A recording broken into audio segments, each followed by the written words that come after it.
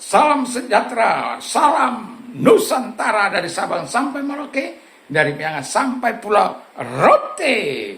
Salam rahayu, salam kebajikan, salam sejahtera bagi kita semuanya.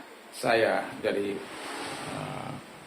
Pulau Seribu Masjid, dari Pulau Lombok, ingin menyampaikan kembali seri kepemimpinan yang ke-11. Ya. Jadi pemimpin yang baik, be a good leader. Nah, jadi untuk menjadi pemimpin yang baik, kalau posisi pemimpin semakin tinggi, dia menjabat, maka semakin tinggi kuasa.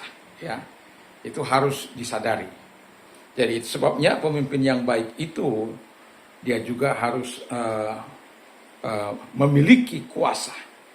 Yang mau saya tekankan di sini, kalau pemimpin yang piramid itu ya, yang dimana satu di atas, di bawahnya apanya, jadi nonjol di atas sendiri, dia akan mendapatkan kehormatan, akan mendapatkan penghargaan yang begitu luar biasa dari orang-orang yang dipimpinnya. Saya katakan pemimpin, memang pemimpin itu, pemimpin yang ada harus dia memiliki yang pertama itu legalitas. Dalam arti dia betul-betul, kalau di bangsa ini kan ada pemilu. Untuk menjadi presiden ya harus ada pemilihan presiden, untuk menjadi DPR harus ada legislatif, untuk pemilihan bupati atau gubernur harus ada pemilihan di daerah masing-masing di setiap provinsi. Untuk apa? Untuk menyatakan legalitasnya, untuk memperoleh legitimasi, sehingga dia memiliki kuasa yang diberikan oleh negara ini kepadanya untuk melakukan tugasnya, tanggung jawabnya.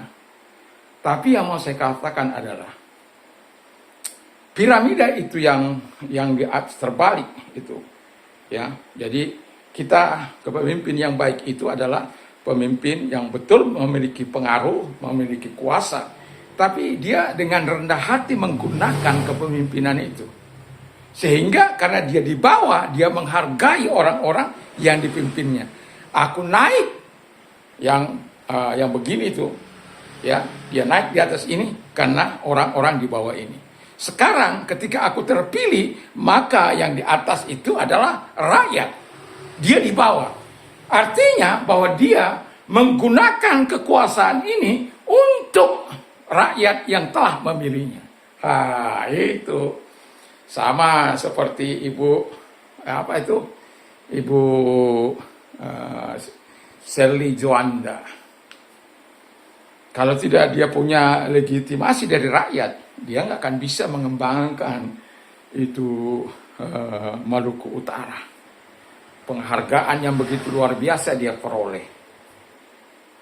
Kemajuan yang paling tinggi dari seluruh Indonesia, kemajuan ekonomi.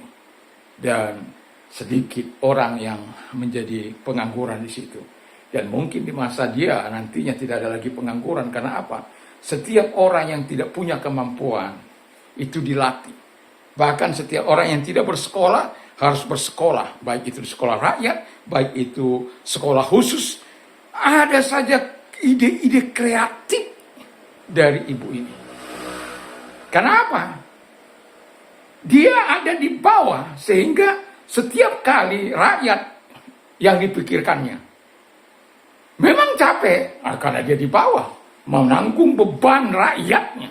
Capek itu. Kadang-kadang mungkin juga ya lahir rasa putus asa karena sudah melakukan yang terbaik, tapi masa salah mengerti, masih dituduh ini dan itu. Dan itu sebabnya kepada orang-orang seperti ini saya sering berdoa. Dan juga kepada Bapak Deddy Mulyadi, ya. Saya salut dengan gaya kepemimpinannya. Dia memang punya power, tapi powernya tidak digunakan untuk mengintimidasi, untuk menguasai rakyat, tapi justru kuasa itu dipakai untuk mensejahterakan rakyat atas nama dana APBD atau lobi-lobi yang dilakukan di tingkat pusat untuk membawa kesejahteraan ke daerah di mana mereka memimpin. Memang pertama kali seorang pemimpin itu ada di tingkat atas. Ya, mereka yang dibawa menaikkannya. Tapi setelah dia naik, dia harus rela turun. Yang naik itu masyarakat. Karena apa? Dia bisa naik di puncak karena masyarakat. Sekarang sudah saatnya sebagai pemimpin dia menaikkan masyarakat itu ke tempat yang lebih baik. Mensejahterakan mereka, membahagiakan mereka, menolong mereka, memberikan yang terbaik kepada mereka. Lelah? Ya. Itu sebabnya ada orang-orang yang hebat di sampingnya. Ada SKPD yang hebat. Dan dia tidak sungkan-sungkan mengatakan kepada jangan coba-coba mempermainkan dana yang untuk dikhususkan untuk rakyat. Itu kalau dia tidak mendapat legitimasi, wah, nggak akan mungkin bisa. Bagaimana dia menggunakan anggaran kalau dia tidak punya kuasa, tidak punya wewenang? Nggak mungkin. Dan itu sebabnya kalau Anda mau menjadi seorang pemimpin yang hebat, ya Anda harus memang memenangkan hati rakyat supaya rakyat mengangkat engkau ke atas. Dan kemudian setelah engkau naik ke atas, bukan engkau yang dilayani, tapi engkau harus rela turun ke bawah, terbalik kembali, rakyat di atas, karena rakyatlah yang menaikkan Anda. Ketika rakyat sudah di atas, dengan maksud apa itu? Yang seperti saya katakan tadi, memberikan kesejahteraan. Yang tidak punya rumah, Anda beri rumah. Yang tidak punya pekerjaan, Anda beri pekerjaan. Yang tidak terlatih, Anda latih dengan dana pemerintah yang ada. Dan yang tidak bisa bikin kue, Anda latih untuk bisa bikin kue sampai punya nilai jual. Dan lain sebagainya.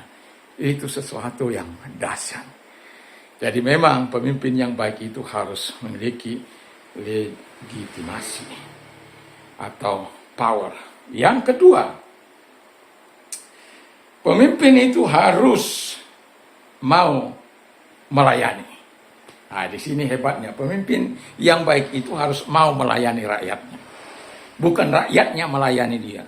Ada pemimpin yang sukar ditemui. Orang sudah demo malah pemimpinnya lari. Kalau DI, wah saya sampai itu anak-anak pertaruh apa, bisa saja anak-anak itu khilaf apa lain sebagainya kan bisa saja.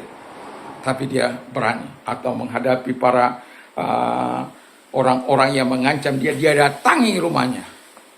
Dan setelah itu dia lihat, oh orang ini perlu ditolong walaupun sudah menyakiti dia. Itu pemimpin hebat. Bukan mencari pembenaran diri sendiri. Nah, kenapa orang ini dia datangi? Kenapa dia tolong saya? Dia datangi sama Ibu Shirley. Sudah ribut begitu luar biasa, dia dengan tenang.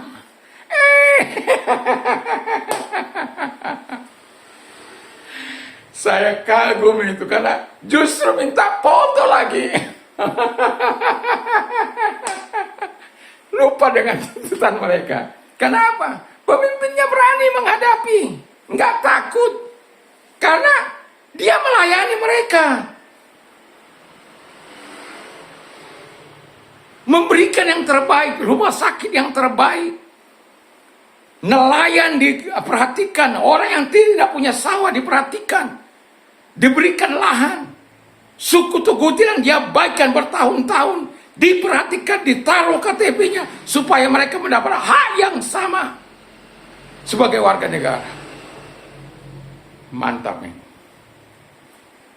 Kan saya sudah pernah bilang, pemimpin itu harus berhati ibu, harus berhati bapak. Ya. Dan ini pemimpin itu harus siap melayani. Dan itu yang dikerjakan. Saya tidak akan pernah melupakan apa yang dilakukan. Setelah sekian lama, kamu nggak sekolah? Nggak mau sekolah dia. Loh, mau jadi apa kamu? Sekolah ya? Iya. Berapa bulan kemudian dia datang. Dia tanya, sekolah anak itu enggak? Sekolah. Ditanya, walaupun kata apa, Ya namanya baru mungkin baru sekolah. Jadi dia masih hang gitu. Tapi dia aja. Ketika mereka benar dikasih hadiah. Wah. Itu pemimpin hebat. Pemimpin yang mau melayani. Pemimpin yang hebat, pemimpin yang baik itu adalah pemimpin yang siap melayani. Dan itu harus kita contoh. Kalau Anda mau, orang-orang muda mau jadi pemimpin, ya memang harus berkarir dari bawah. Ya, dari mulai berorganisasi di sekolah atau pramuka. Ya, saya dulu pramuka itu aktif. Ya, melacak apa itu mencari jejak di jalan di kuburan dan macam-macam, dengan tanda-tanda yang sudah diberikan kita dapat mencari apa yang disembunyikan di situ. Dan itu berguna ketika saya ke hutan, walaupun udah kita bikin, ya, saya pernah ke hutan sendiri, lalu kemudian tanda-tanda sudah saya taruh, pohon-pohon yang sudah kita bikin tanda-tanda. Ya, kalau kita tersesat, balik ke tempat itu, ya kita akan ketemu jalan yang ternyata jalan yang saya lalui itu ada bercabang. Lupa saya yang mana. Nah, di situ yang mau saya katakan, lupa bahwa ketika jalan itu bercabang harus lebih banyak tanda di situ. Karena orang itu kan dilewati orang. Jadi kadang-kadang orang ambil, habis. Dan pada akhirnya tersesat. Berjam-jam. Sampai tengah hari. Tersesat dari pagi sampai tengah hari. Rupanya ada orang yang memperhatikan saya. Kok orang bapak ini kok terus naik turun, gak bisa pulang. Lalu dihampiri saya. Bapak mau kemana? Mau pulang, tapi saya lupa jalannya. Lalu dibawa. Hanya di persimpangan itulah saya terhilangnya. Nah, padahal dari simpang itu sedikit saja sudah nampak jalan raya. Itulah hebatnya, ya. Tapi itu pengalaman. Jadi pemimpin yang baik itu adalah pemimpin yang legitimasi atau yang memiliki kuasa, otoritas, dan juga pemimpin itu harus siap melayani. Yang ketiga, yang tidak kalah pentingnya, jadi pemimpin itu harus memberikan teladan yang terbaik. Kalau Anda katakan kepada ASN, kalau Anda sebagai gubernur, jangan korupsi, tapi Anda korupsi. Walaupun Anda tidak dilihat korupsi, tapi orang tahu bahwa engkau korupsi. Pasti ada orang-orang yang terdekat yang mengetahuinya. Dia bocor mulut. Orang yang terdekat yang anggap Anda dia akan menyembunyikan apa yang Anda buat. Memang di hadapan Anda dia tidak ngomong, tapi di luar sana apa bisa engkau menjaga dia 24 jam? Bocor. Seorang ayah tidak pernah melarang anaknya untuk tidak merokok. Tapi ayahnya selama 10 tahun terus merokok di hadapannya. Terus merokok di hadapan dia. Suruh beli rokok, anaknya suruh beli rokok. Anaknya pergi. Terus kemudian dia hisap di hadapan anaknya. 10 tahun kemudian, anaknya seperti bapaknya menjadi perokok. Ada lagi. Dia katakan, jangan merokok, kamu belum kerja. Tapi bapaknya merokok. Anaknya bilang, loh, bapak larang saya merokok, tapi kenapa bapak? Saya kan bekerja. Loh, gak bisa gitu dong pak. Ya. Komplain dia, kenapa? Kita dilarang gak merokok, tapi dia merokok.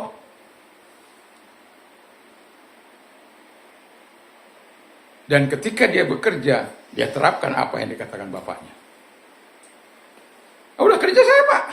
Kali-kali kan kerja, mocok-mocok begitu, ya dia seperokok, dia ada bapaknya. Bapaknya marah, orang dia belum dapat pekerjaan yang apa. Loh, wah bilang aku kalau kerja bisa merokok. Aku udah kerja. Kerja apa kamu? Nolong orang tadi di sana. Jadi teladan itu penting. Teladan itu penting. Sebagai pemimpin, ya, harus rela membela yang lemah.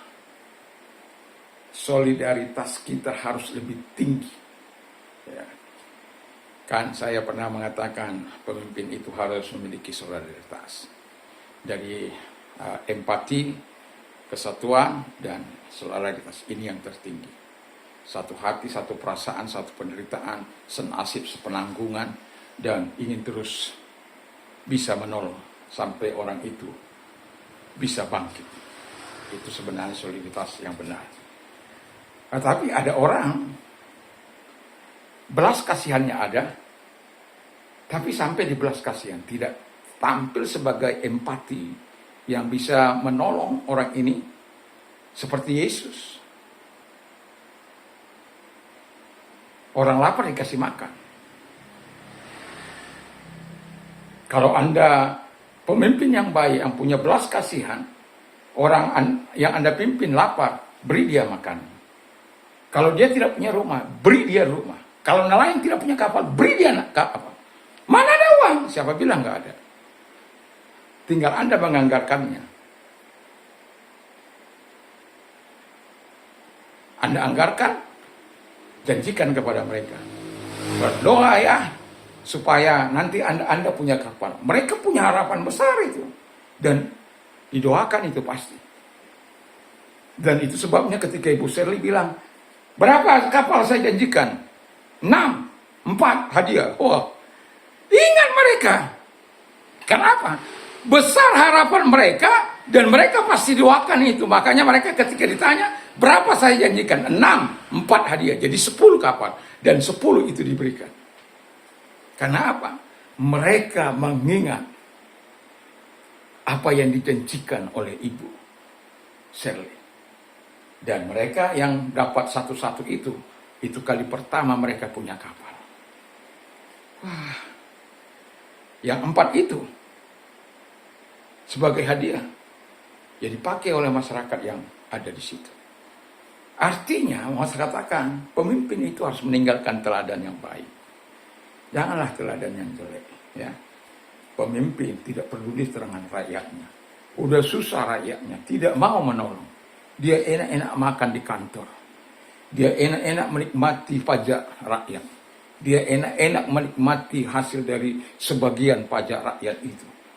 Dia enak-enak menikmati gaji dari rakyat, hasil dari gaji rakyat. Lalu dia sudah dipilih, enak-enak dia tidak mau berbuat untuk rakyat. Kalau saya memiliki pemimpin seperti itu, saya akan kampanye di 5 tahun berikutnya. Walaupun ya istilahnya saya bukan karena benci, tapi karena saya menyadari tidak memberikan manfaat. Dan itu rakyat perlu diedukasi. Saya bilang kalau dia kasih uang, ambil uangnya, tapi jangan pilih dia. Karena akhirnya kita tidak menikmati dengan fakta-fakta yang ada di sekitar kita.